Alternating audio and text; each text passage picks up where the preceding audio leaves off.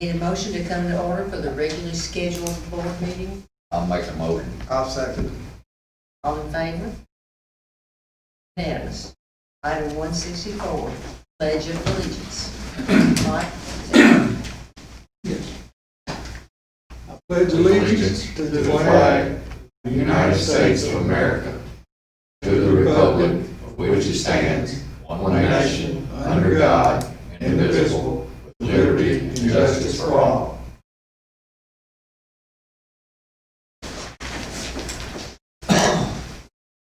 Item 165, minutes, and everyone has an enclosure in their packet. I move to approve the minutes. Second. All in favor? Unanimous. Receipts and bills. All right, so the only bills I want to bring out to you, there's a $13,000 bill in there that we paid to ESG. That's our energy contractor. Basically, they just verified that we have saved money by doing the energy savings project, so that's their annual payment on that. There's, of course, the electric bill, which is always or typically one of our highest bills every month. It was $23,000. And then there was some of the food from where that we fed students. So there's a Gordon food service bill in there for about $10,600. Need a motion to pay the bills. I'll make the motion. Second. All in favor? Unanimous. Approval of insurance bids, 2021 school year. All right, so we've taken care of everything except for property, fleet, and liability. We've had this on our agenda the last 2 months, and of course I'd asked you all to delay just a little bit. I'm happy to report that we finally got a good bid on that. It is through Wright Specialty Insurance, which is going to be wrote by Reed Brothers here locally. Miss Christy Marr is who that we've been working with on that.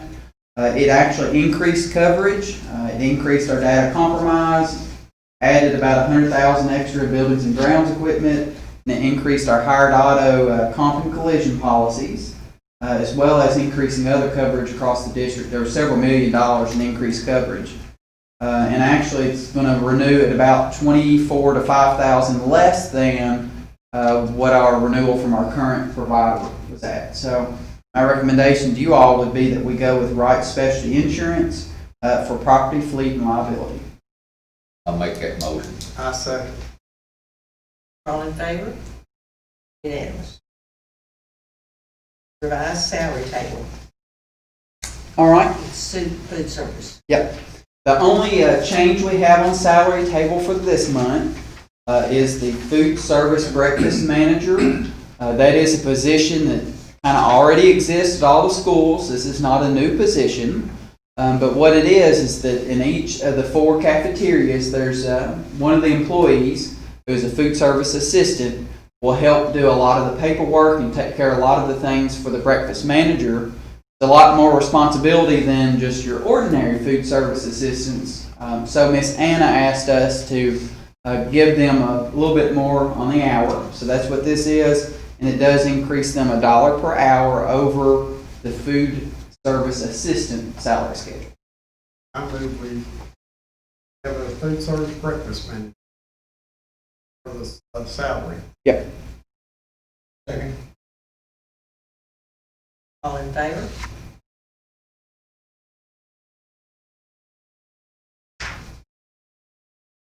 First reading of KSBA policy update for 43.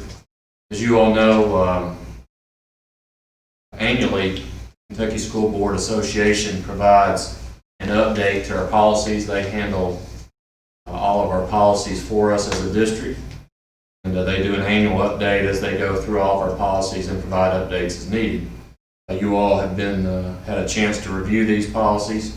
We'll need 2 readings on that tonight. We do the first reading. Probably the biggest thing in there that affects any major changes is the training for any type of charter schools. Now that's not required unless there's an application for that. The other changes are just minor changes, but you all have had a chance to review that. So we move that we would approve this first reading. I'll make the motion. I second. All in favor? Procedure update number 4. They also do a procedure update annually, KSBA does, and you all have had a chance to review these procedures, the updates to these procedures. And the only action that we need is, we don't have to do 2 readings on procedures, but we do have to review those. You all are comfortable with those updates? Would recommend that you approve them as what's been submitted to you. I'll make a motion for that. I'll second. All in favor? Consideration of NAFSCI interlocal agreements. For some time, you all have heard me talk about the new Skills for Youth agreement that we've been working on. This is an agreement with Campbellsville Independent School District, Greene County School District, and the Taylor County School District. And basically what this does is, in a lot of our career courses through the Greene County Area Technology Center and through their center, the Central Kentucky Career Academy, we will work together to share some of those programs, try not to duplicate programs where we will have expanded offerings. So the 3 districts have been working together for some time to do that. And Campbellsville passed this on Monday night. Taylor County passed this on Monday night. They entered into this agreement. And I would recommend that we do the same here tonight. Make a motion. Second that. All in favor? Yes. Bond and depository and treasurer. All right, so these bonds, of course, something we have to do every year. Depository bonds just basically is you all confirming that we are going to stay with Limestone Bank for the year, and we have a contract with them in place. And then the other 2 bonds are treasurer's bonds, and those are the policies that cover Mr. Hodges, myself, and also our bookkeepers as we facilitate our roles dealing with the district's money. It's just something that you all have to approve, and then we renew those policies. Make a motion. Second. All in favor? Technology plan. This is also an annual thing that we do. So each year, this is submitted by our technology director, and that's Mr. Chad Davis. And he has submitted this plan, and reviewing this plan looks to serve the needs of our students. So we look at technology across the district. As you know, technology is constantly changing, especially during the time we've just come through. There's a need for that technology. As we enter the fall, there's also a need, great need for technology, and like I said, that's constantly changing, but I firmly believe Mr. Davis has a good plan in place here, so I would move that we approve this plan. Make a motion. Second. All in favor?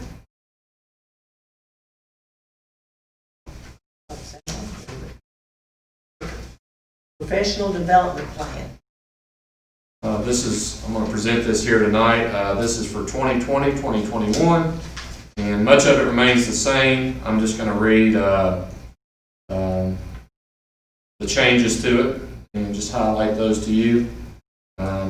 All schools, elementary, middle, high, will be responsible for 4 days, 24 hours of professional development, with emphasis on curriculum mapping for various scheduling options due to COVID-19. Also, we'll go through Mike Rutherford, the artisan teacher. They'll have faculty focus time, Google training, and Flipgrid, and various other online platforms. They'll do development on that. Formative and summative assessments, and various content area sessions. So that's the update to the policy, and I would move we would accept that as presented. Make that motion. Second. All in favor? Additional offer of assistance. All right, I'm gonna don't always read through this, but I'm gonna read through this one tonight. If you all want to make any kind of comments on this, feel free to do so. I know we're thankful for Mr. Brandon Reed, Mr. David Givens, a lot of people here in the community that has supported this effort. So this says, Dear Mr. Hodges, in accordance with House Bill 352, the School Facilities Construction Commission has been authorized to make an additional offer of assistance to Greene County Schools in the amount of $7,283,700 to be used for Greene County High School. The SFCC projects these funds will be available to you by July the 1st of 2020. So we need to accept this, and I do, hopefully at a time that we can gather, we'll have a press conference on this, talk about the new high school a little bit, but a new high school would not be possible without this offer of assistance. Now, I'm thankful for all those that I just mentioned, Brandon Reed, David Givens, a lot of people in the community, a lot of people in this district, and all the support here of this local board in your efforts to make this happen. And I hope nobody objects to it. We better accept it before it's too late. But any comments you all want to make to that? I know you all are thankful as well. Absolutely. Proud of that. Yes. A culmination of a lot of hard work by a lot of good people. Yes. And we're appreciative for all of it. Make that motion, we accept it. I second. All in favor? Say amen. You had it right. Because it's the answer to a lot of prayers too. My Sunday school group was diligent and kept right on. Superintendent forms the board of personnel actions. Last four. No action on those, but you should have those enclosures. Review. Report. Will, as we just talked about, the state offer of assistance, we're very thankful for that. Just to update you a little bit on our project there at the high school, a lot of what's taking place right now is kind of behind the scenes.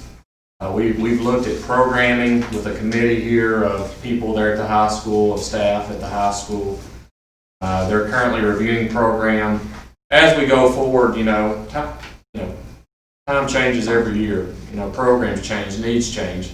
So they're looking at what are the needs of this new high school. When they build this high school, we wanted to support the programs that they want there at the high school. So they're doing a lot of work with programming.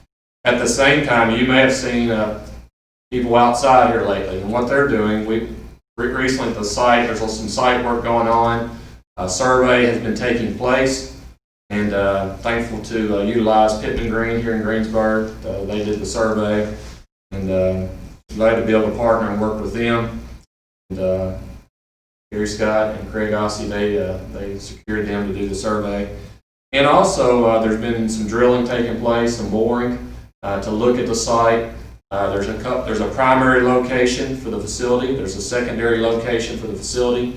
So they want to check, beneath the ground there to see that it's okay to build there. So that's what they're checking. You may have seen some holes there in the ground, so that's what they're doing.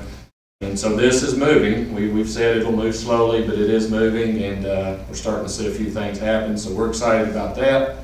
I will say this, our community, we put out a community survey and a short video on our reopening plan, and we're getting a lot of good feedback from our community.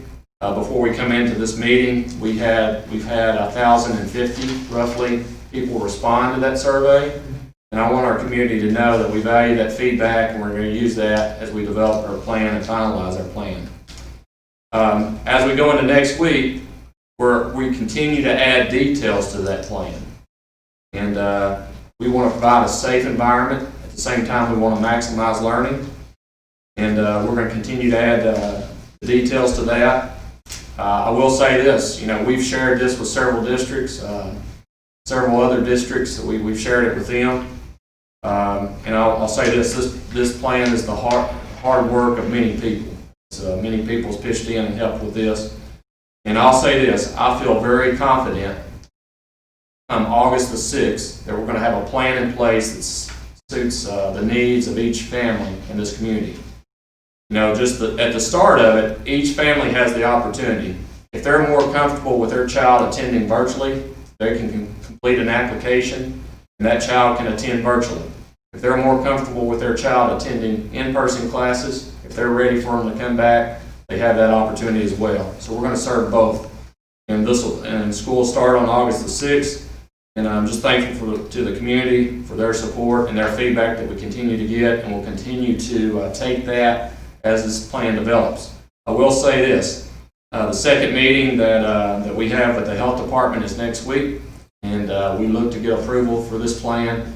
And once we get approval, we'll continue to release details to the community. Hopefully early July, we'll roll something out final about 1 month before school, so families can start submitting applications if they want to attend virtually.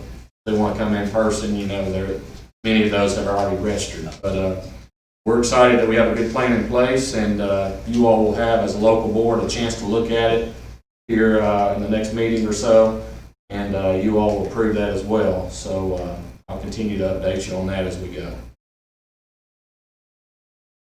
All I have for tonight. So the next regularly scheduled board meeting will be July 9th. There's no other business to discuss. We might entertain a motion to adjourn. I'll make that motion. Second.